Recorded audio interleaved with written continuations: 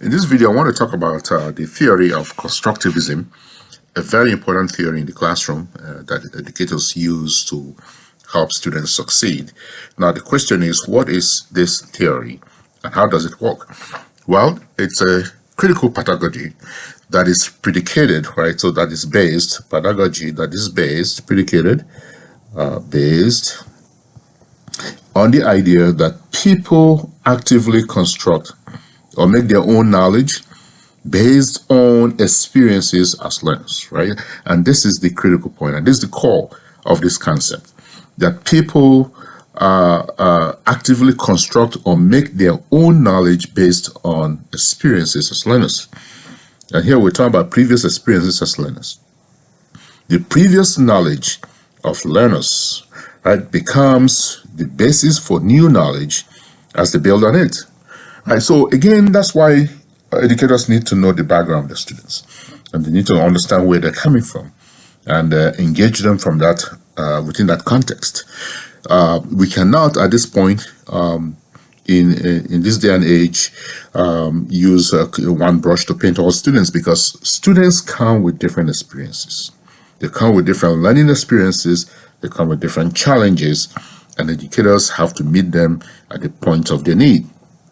So it says here, the previous knowledge of learners becomes the basis for new knowledge as they build on it. This is why learning is unique, and each person has a unique style. And that recognition of this point and this fact is the beginning of success in the classroom for students.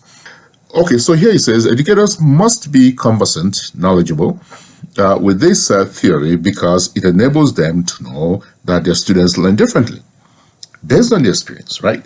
So educators understanding that the students learn differently based on their experience are able to tailor their curriculum, able to tailor their instructions and lessons and lectures and so forth accordingly. And that is why this is so important in the classroom. And that's why this is a critical theory of education geared towards student success. This way, educators can meet each student's learning needs, and not use a method that may not be inclusive. And today, there is a lot of methods that are not inclusive, and educators expect students to fit into that standard method. And if they don't fit into that method, then they are not fit to be in the classroom, or they fail. But this theory is really suggesting that there is another way, and that way is understanding the needs of each student, and again, tailoring your lecture, tailoring your curriculum accordingly. Educators who embrace this theory know that their students bring their own unique experiences to the classroom, influenced by a number of factors. Their background, where they're coming from, what background is that? What environment is that? Is it a war-torn country, for example? Because somebody coming from a war-torn country is coming with a different mindset. It's coming with a different experience. It's coming with a different outlook. And they have to be engaged accordingly within that context. So they are influenced by their background, life experiences. And what are those life experiences? What are those life experiences? Again, we need to understand that and engage them from that perspective. And knowledge gained in the past, right? So again, once again, this is a very important point. So let's take a look at this again.